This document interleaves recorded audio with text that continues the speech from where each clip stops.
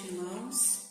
Convido os irmãos, então, a seguir nesse clima de paz, com pensamento elevado no Cristo, na espiritualidade, para que possamos aprender mais um pouquinho sobre os seus ensinamentos. Vamos refletir hoje sobre o capítulo 19 do livro do Evangelho segundo o Espiritismo, no capítulo A Fé que Transporta as Montanhas, no item 8, a parábola da figueira seca. Então Marcos nos diz: E ao outro dia, como saíssem de Betânia, teve fome. E tendo visto ao longe uma figueira, foi lá ver se acharia nela alguma coisa. E quando chegou a ela, nada achou, senão folhas, porque não era tempo de figos.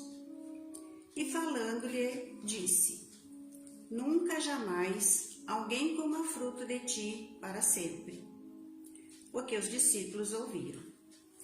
E no outro dia pela manhã, ao passarem pela figueira, viram que ela estava seca até as raízes. Então, lembrando Pedro, disse para Jesus: Olha, mestre, como secou a figueira que tu amaldiçoaste. E respondendo, Jesus lhe disse: Tende fé em Deus. Em verdade vos afirmo que todo aquele que disser a este monte: Tira-te daí e lança-te ao mar, e isto sem hesitar no seu coração, mas tendo fé de que tudo o que disser sucederá, ele o verá cumprir assim. Então, para nós compreendermos melhor essa parábola, nós temos que ter um entendimento sobre alguns aspectos. Então, nós temos que saber que na Palestina, a figueira era uma árvore de maior valor, que o figo era um dos produtos mais importantes naquela época, naquela região, assim como o trigo, a cevada, a azeitona. Temos que ter em mente também que esse fato aconteceu próximo às festividades da Páscoa, naquela entrada triunfal de Jesus em Jerusalém, que causou muita repercussão. Temos que lembrar também que a figueira é uma árvore onde primeiro brotam os frutos e depois surgem as folhas. E que os primeiros frutos aparecem no mês de junho. E os frutos do verão, os figos do verão, eles não amadurecem antes de agosto. Então, por isso, Marcos diz, não era tempo de figos. A figueira a que se refere essa parábola, e nós temos que lembrar sempre que a parábola, ela nos traz uma lição, um ensinamento. A figueira aparentava uma árvore cheia de frutos, porque ela estava cheia de flores, bem verde, bem copada, mesmo não sendo tempo de figos.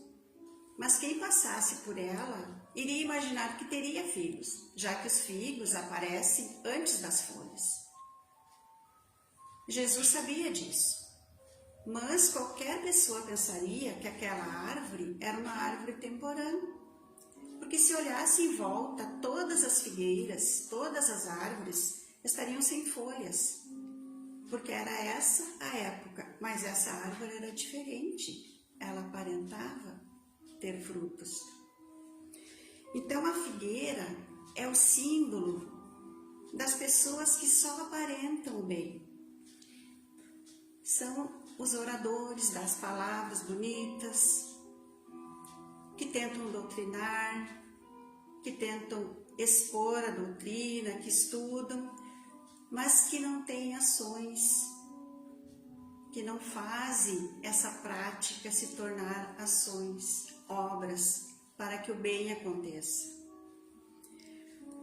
A figueira representa as pessoas que poderiam ser úteis, mas não são, que se economizam.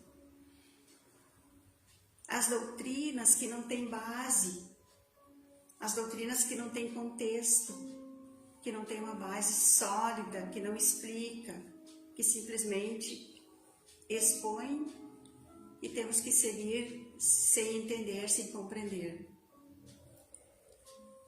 A figueira representa os médiuns que se desviam da missão, porque a mediunidade, ela não é um dom.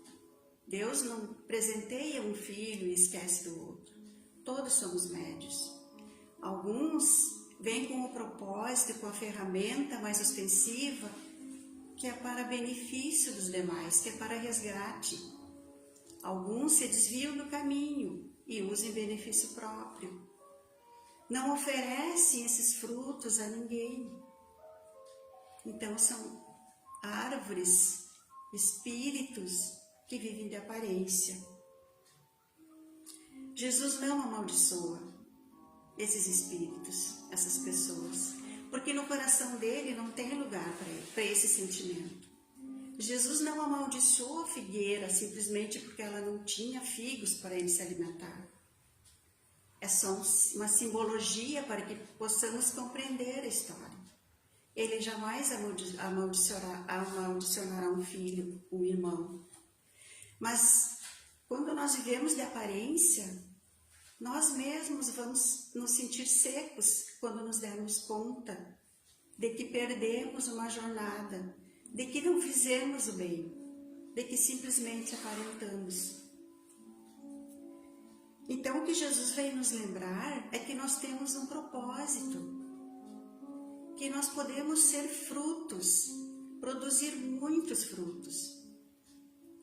Começando pelo sentimento, o sentimento do amor, da caridade, da humildade, da benevolência, e transformar esses sentimentos em ações, deixar o nosso legado.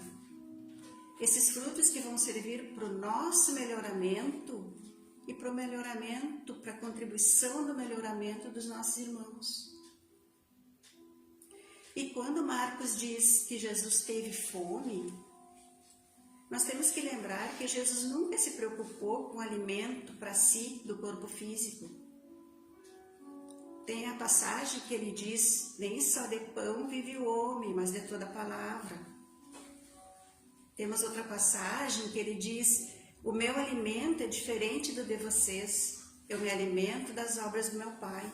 Então Jesus não teve fome do corpo físico.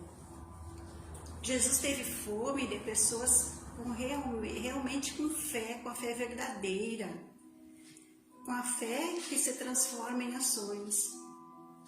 Que naquela época em Jerusalém, os doutores da lei criavam as leis, explanavam, cobravam, mas eles não sabiam nem quem era o próximo mais próximo. Então era simplesmente palavras. Então Jesus teve fome de pessoas que realmente abraçassem a doutrina e vivessem aquela fé que produz frutos, que deixa um legado. A vida de aparências, ela pode enganar os irmãos, os homens, mas não engana Cristo e não engana o nosso próprio espírito, porque chegará um dia em que nos daremos contas da nossa jornada, em que veremos o que fizemos. E Jesus não quer que nesse momento nós sintamos tristes, nos arrependamos. Ele quer que tenhamos a certeza de aproveitar nossa jornada. Então, quando Jesus diz que a nossa fé pode transportar montanhas, ele não fala da montanha de terra, do monte de terra. A montanha são as nossas dificuldades. E se nós tivermos fé verdadeira, nós vamos compreender e superar. E ainda assim produzir frutos, ajudar a nós e aos nossos irmãos. Então, é essa lição linda que tiramos dessa parábola. Que Jesus nos ilumine, nos fortaleça a nossa fé, para que sejamos sempre espíritos produzindo frutos. Peço aos irmãos que se aguardem o passe, que será em seguida. Que assim seja.